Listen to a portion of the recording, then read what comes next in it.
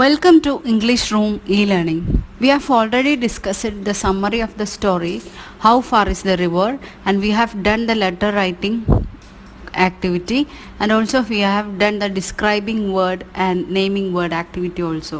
ആ naming word ആക്ടിവിറ്റിയിൽ last boys feet എന്നാണ്, അത് ബോയ് എന്ന് മാത്രമേ നമ്മൾ അതിൽ എഴുതിയിട്ടുള്ളൂ, വിട്ടുപോയതാണ്. I am very sorry for that. അപ്പോൾ നമുക്ക് 13th ആക്ടിവിറ്റി എന്താണെന്ന് നോക്കാം. Read the description of the path and take note of the words in bold. താഴെ തന്നിരിക്കുന്ന പാരഗ്രാഫ് ഡിസ്ക്രിപ്ഷൻ വായിച്ചിട്ട് അതിൽ ബോൾഡായിട്ട് എഴുതിയിട്ടുള്ള വേർഡ്സ് പ്രത്യേകം ശ്രദ്ധിക്കുക. Okay. The path to the river dropped steeply into the valley, then rose and went round the big mountain.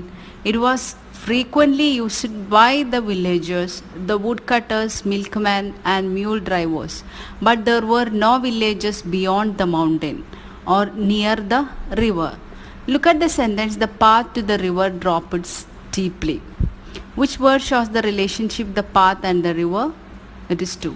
അപ്പം ഇവിടെ ഈ പാത്തിനെയും റിവറിനെയും തമ്മിലുള്ള കണക്ട് ചെയ്യുന്ന വേർഡ് ഏതാണ്? To, right? അതുപോലെ തന്നെ ഇവിടെ ഹൈലൈറ്റ് ചെയ്ത വേർഡ്സ് ഓർമ്മയുണ്ടല്ലോ, into, round, by, beyond, near. ഇതൊക്കെ എന്താണ്? കണക്റ്റിംഗ് വേർഡ്സ് ആണ്. ഈ കണക്റ്റിംഗ് വേർഡ്സിനെ നമ്മൾ വിളിക്കുന്ന പേരാണ് പ്രിപ്പൊസിഷൻസ്. ഒന്നുകൂടി ക്ലിയറായി പറയുകയാണെങ്കിൽ, preposition is a connecting word placed before noun or pronoun to show the relationship of noun or pronoun with the other words in a sentence. ഒരു സെൻറ്റൻസിൽ നൗണിനോ അല്ലെങ്കിൽ പ്രോനൗണിനോ, നൗണും പ്രോനൗണും നമ്മൾ ഇതിൻ്റെ മുന്നേ ഉള്ള വീഡിയോയിൽ ഡിസ്കസ് ചെയ്താണ്, അത് പോയി കണ്ടാൽ നിങ്ങൾക്ക് പെട്ടെന്ന് കാര്യങ്ങൾ മനസ്സിലാവും. അപ്പം ഒരു സാധനത്തിൻ്റെ പേര് അല്ലെങ്കിൽ നൗണിനെയോ പ്രോനൗണിനെയോ ഒരു സെൻറ്റൻസിലുള്ള ബാക്കിയുള്ള വേർഡ്സിനായിട്ടുള്ള ബന്ധം, കണക്ഷൻ ഉണ്ടാക്കുന്ന വേർഡ്സാണ് എന്ത്? പ്രിപ്പോസിഷൻസ്. ഓക്കെ, ഇതൊന്നും കൂടെ ക്ലിയർ ആവും. നമ്മൾ ഈ കുറച്ച് വളരെ സിമ്പിളായിട്ടുള്ള എക്സാമ്പിൾസ് നോക്കാം. The book is on the table. What is the relation between book and table? Book ടേബിളിൻ്റെ മേലെയാണ് ഇരിക്കുന്നത്. അപ്പം ഇത് കണക്ട് ചെയ്യുന്ന വേർഡ് ഏതാണ്?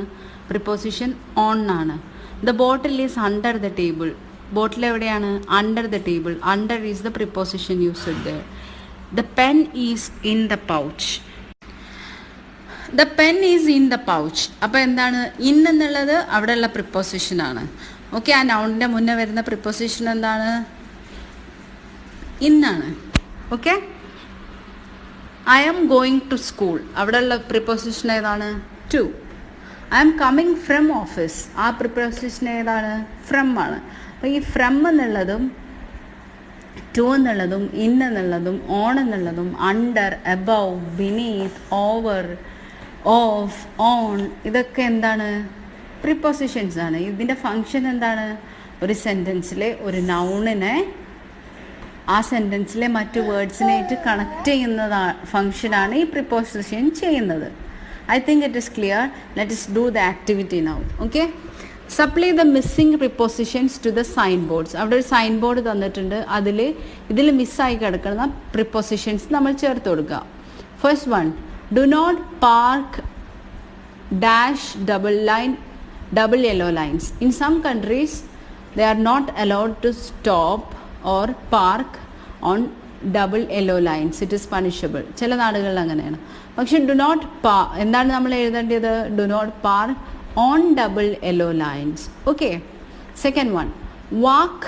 ഇത് നമ്മൾ സാധാരണയായിട്ട് മിററിൽ, വാഹനങ്ങളിലുള്ള കണ്ണാടിയിൽ നമ്മളിത് കാണാറുണ്ട് ഈ words. Walk on the right, drive on the left. Okay. Next is highly inflammable handle dash care. നമ്മളിത് സാധാരണ നമ്മുടെ LPG സിലിണ്ടറിലൊക്കെ കാണാറുണ്ട് അല്ലേ? ഗ്യാസ് സിലിണ്ടേഴ്സ്, അതുപോലെ തന്നെ നമ്മുടെ ബോഡി സ്പ്രേസിലൊക്കെ കാണാറുണ്ട്. Highly inflammable handle with care. പിന്നെ കാണുന്നത് എന്താണ്? Don't drive dash the park. സാധാരണ പാർക്കുകളൊക്കെ എഴുതി വെക്കുന്നതാണ് don't drive in the park or inside the park. Next is keep away dash wild animals. Dangerous ആയിട്ടുള്ള കാര്യങ്ങളിലൊക്കെ നമ്മൾ ഇങ്ങനെയാണ് പറയുക, keep away from wild animals. Okay, keep away from wild animals. It is from. preposition from is used there. Next is the last one, beware dash dogs. ഇത് സാധാരണയായിട്ട് നമ്മൾ we see it in front of some houses where there is dogs. ഡോഗ്സുള്ള വീടുകളുടെ മുന്നിൽ ഗേറ്റിലൊക്കെ ഇത് എഴുതി വെച്ചിട്ടുണ്ടാവും, beware of dogs. Okay, beware of dogs. What is the next question? Look at the picture and write a paragraph using prepositions. The first sentence is given for you. അപ്പം എന്താണ്, താഴെ ഒരു picture തന്നിട്ടുണ്ട്. ഈ പിക്ചറിനെ ബേസ് ചെയ്തിട്ട് എന്ത് ചെയ്യണം, ഒരു പാരഗ്രാഫ് ഉണ്ടാക്കണം. You have to use prepositions also there. The first line is, an old man is sitting on a bench. On is the preposition, you sit there. Let us do the task.